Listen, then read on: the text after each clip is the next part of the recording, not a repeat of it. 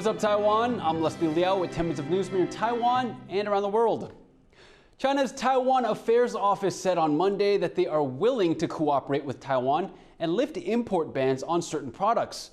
While ending the bans would benefit Taiwan's economy, the ruling party is calling foul on China's motives, Bing Wang reports. China may soon end its customs freeze on these Taiwanese products. That's according to a statement from the country's Taiwan Affairs Office, which said on Monday it's willing to restart importing certain goods from Taiwan.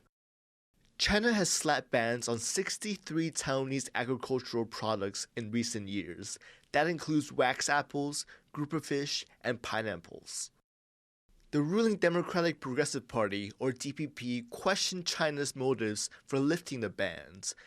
DPP legislators noted that the vice chair of the opposition Kuomintang, or KMT, had just met with senior Chinese officials in China. It was his second trip there in less than a year. The KMT is known for having friendlier relations with China. 夏立言副主席去的时候呢，讲得很好听，然后把这个功劳就做给国民党或是所谓的这个非绿的这些政党。但是过了一阵子以后呢，如果有出状况，然后又推给民进党，我想这样子这个两手跟分化的统战策略呢，国人不应该忽视。 China's United Front strategy involves networks of groups or people used by the Chinese Communist Party to advance its goals around the world, including unification with Taiwan. The KMT responded to the DPP's criticism, saying China's move is not political. Instead, it will help farmers and fishers.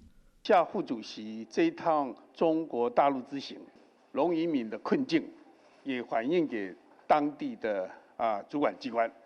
假设有这么好的一个结果，我们表达欢迎之意，希望中国大陆经济归经济，政治归政治。 Taiwan's Mainland Affairs Council says it's willing to cooperate with China in removing the bans, but it's cautioned China not to use economic and trade measures as a tool to impose its will on Taiwan. As Naya Zhou and Bing Wang for TaiwanPlus. Taiwan says it will allow individual travelers from Hong Kong and Macau into the country from February 20th. The country's agency that oversees relations with China made the announcement on Tuesday. It said the decision was based on the improving pandemic situation. Taiwan will also allow visitors from Hong Kong and Macau to regain access to its online application portal for entry visas. But the agency says the relaxed entry rules will not apply to travelers from China's mainland. Taiwan banned all arrivals from China, Hong Kong, and Macau in early 2020 during the height of the COVID-19 pandemic. In November last year, the country began allowing in tour groups from Hong Kong.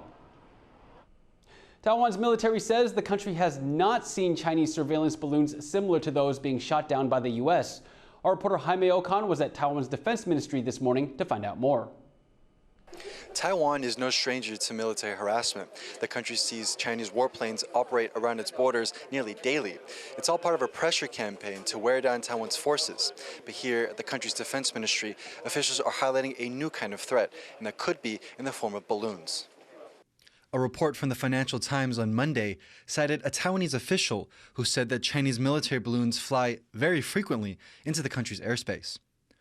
That report comes as a suspected Chinese spy balloon and other unidentified objects breached U.S. airspace earlier this month, prompting the U.S. Air Force to shoot them down. As for the claims of Chinese balloons over Taiwan, this is what the military had to say. 那气球在我们周边海域到目前为止，我们发现的气球，绝大部分都是属于气象探测用的气球，也就是它的体积比较小，重量比较轻，会飞行到一定的高度之后，它会自行爆裂消失。只要是飞过附近区域的，我们都会尽各种管道来进行征收。But the use of balloons doesn't seem to be a new phenomenon. On Monday, China's foreign ministry accused the U.S. of flying more than 10 military balloons into its airspace last year. 美方的气球非法进入别国的领空，并不是什么稀罕事。就像我刚才所介绍的那样，仅去年以来，美方的高空气球未经中国相关部门批准，就10余次非法飞越中国的领空。Washington immediately denied these claims and any accusations of aerial surveillance of China. We are not flying surveillance balloons over China. I'm not aware of any other craft that we're flying over into Chinese airspace. Taiwan has lived with the threat of invasion from China for decades. Beijing sees the country as part of its territory and has never renounced the use of force to realize its ambition. Analysts say balloons could be crucial in gathering information for an initial attack. That has military significance, just because of how that affects, for example, missile reentry.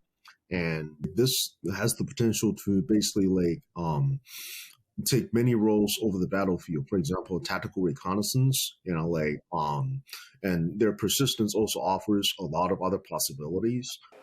Taiwan's military says that the balloons it tracked around its airspace pose no immediate threat. And whether it's aircraft, ships, or balloons, the military says it is always prepared. But with new revelations about Chinese balloons daily, there could be tougher questions to answer. Reiki and Jaime Ocon in Taipei for TaiwanPlus. The president of Paraguay has said he is in Taipei to renew his country's commitment to relations with Taiwan. Mario Abdo Benitez landed in Taiwan on Tuesday afternoon. He was greeted at the airport by Taiwan's Foreign Minister Joseph Wu. Paraguay is one of Taiwan's 14 remaining diplomatic allies. The South American country will hold its presidential election in April, but Benitez is not eligible for re-election. The candidate for the opposition party has said he will cut ties with Taiwan if elected. More than 50,000 people have paid their respects to the late founder of an international Buddhist organization. One of Taiwan's most influential religious figures, Hsing, died earlier this month at the age of 95. The monk founded the Foguangshan Monastery in the southern city of Kaohsiung in 1967.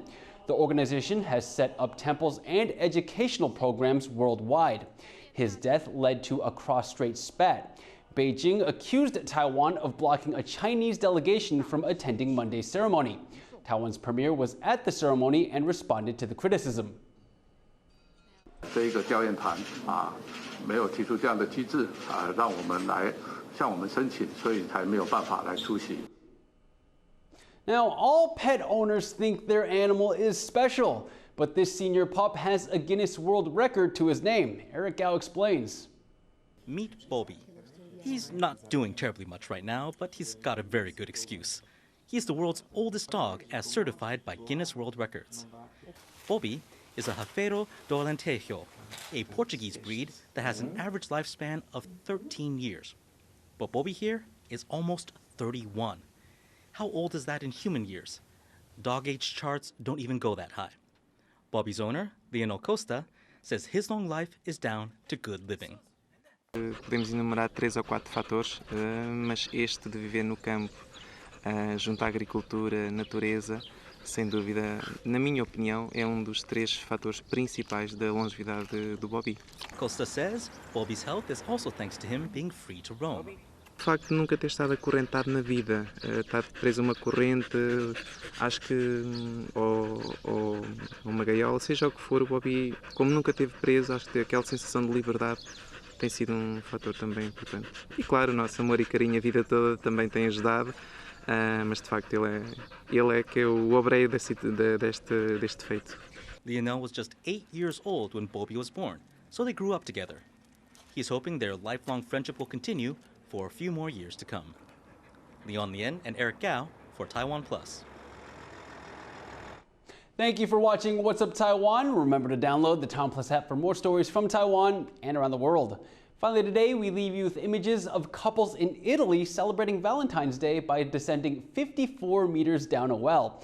That reminds me, from all of us here at TaiwanPlus, happy Valentine's Day. Don't be going down no wells. I'm Liao. Take care and see you next time.